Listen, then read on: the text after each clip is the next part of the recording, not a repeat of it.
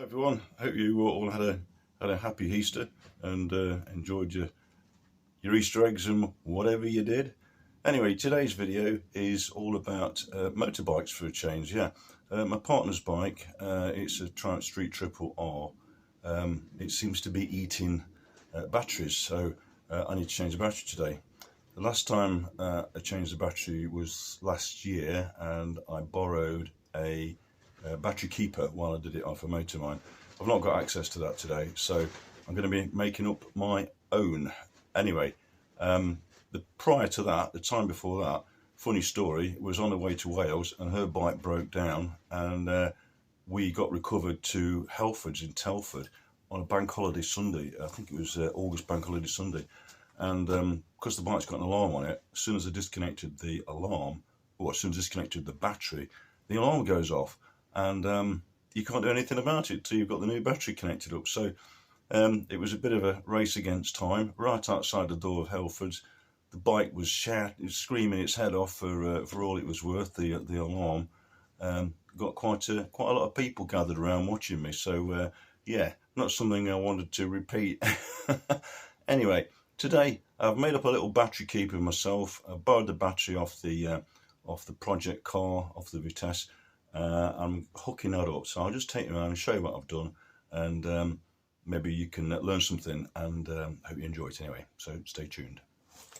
So that's the seats off and everything, and basically all I've got to do, disconnect the positive, disconnect the negative, lift the battery out, put a new one in, and reconnect the two terminals back up again. So easy peasy. This is just part of the battery keeper that I've made, and basically all it is, it's a battery, it's a crocodile clamps that normally connect around the terminals of a battery. So I've connected that one up, that's the negative one, and that goes to the Lucas battery. So that's connected up. The battery, as you can see, the wires wound around the terminal, and that is obviously giving me a good current flowing through that. So that's the same with the positive as well, and the negative. So basically that's what I'm going to be doing. So I'll put this on the tripod, and you can watch what I do, and fingers crossed the alarm doesn't go off.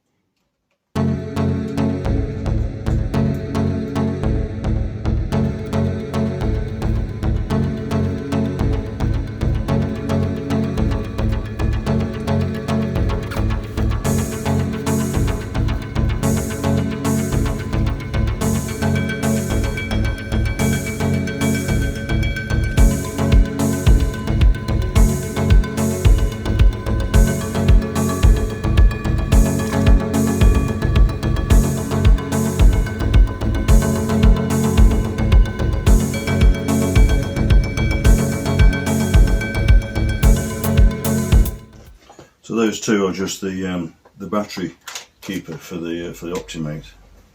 So this one is going to be where it starts to make a noise, I think, because it didn't sound off when I disconnected the negative. So curious. Anyway. Yeah.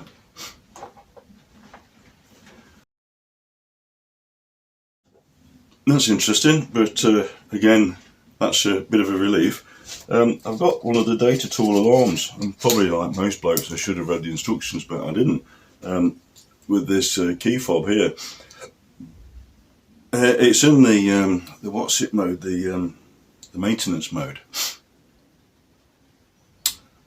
So maybe maintenance mode disables the alarm when you disconnect the battery. Yeah, that's strange, because sometimes it's been in maintenance mode and I've accidentally put the key ignition switch ignition on and the alarm's gone off. And it was just doing that this morning, so not sure.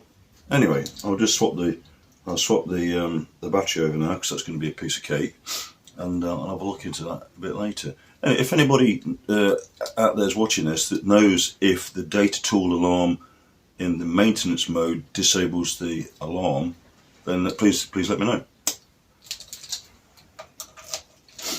Oh, this is way more civilized. Way more civilized. So that's the old battery. Had it from Halfords. Incidentally, they gave me a guarantee on the original one from Halfords from Telford. Over the winter, that battery developed a faulty cell. Took it back, they tested it, and it said yes, it's got a faulty cell. So they replaced it with this one. So that's the second one. But interestingly, they would not extend the warranty from the date when I had this battery. So which was again less than 12 months ago.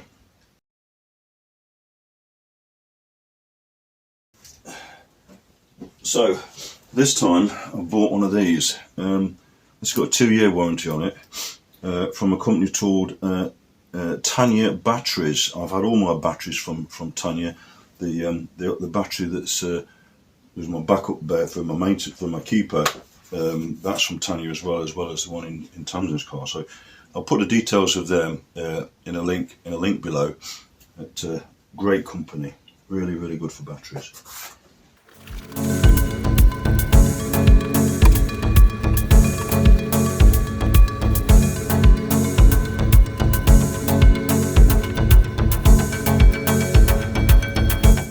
So what I've done is I've pre-installed the bolts with the little nuts, because the last thing you want is to drop down inside the bike frame somewhere when you're swapping on over. So the nuts and bolts, they're all in place, and once it's in, I'll take them out and fit the cables.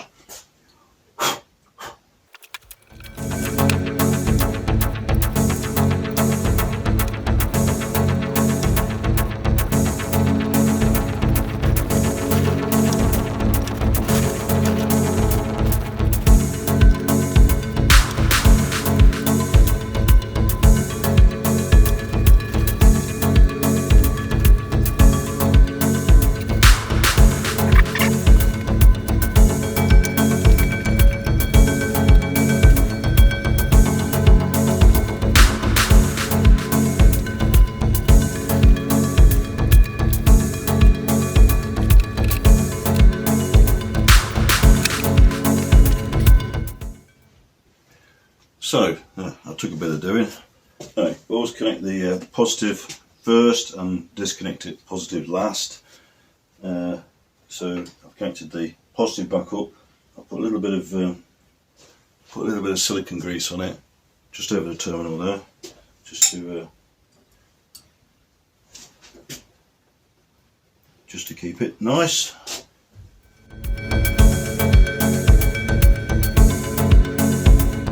What is helpful is if you get if you've got a screwdriver, a little magnetic keeper on the end. That's really useful, because you don't drop the screw.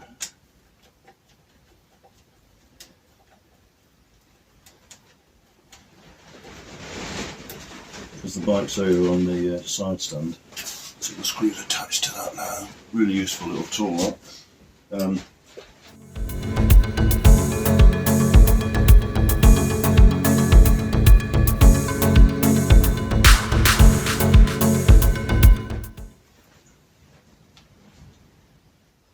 This nice little nipple.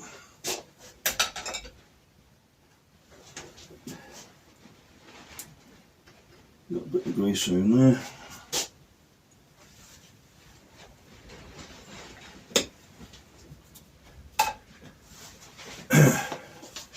Right, we'll see if she fires up.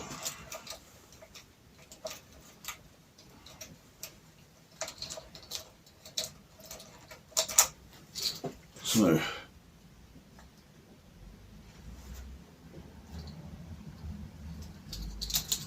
just go for it.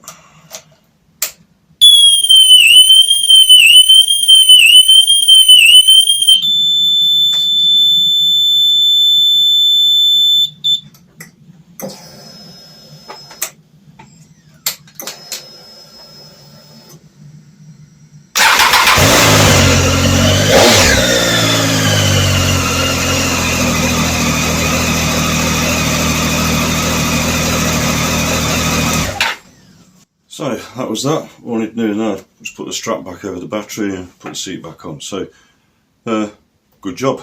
Can tax them now and we can go out for a ride this weekend. So all's good. Anyway, thanks for watching. Hope you enjoyed the video. Hope you learned something. I certainly learned something. But if anybody does know why the alarm wasn't working, because clearly it did when we connected it up and put the ignition in.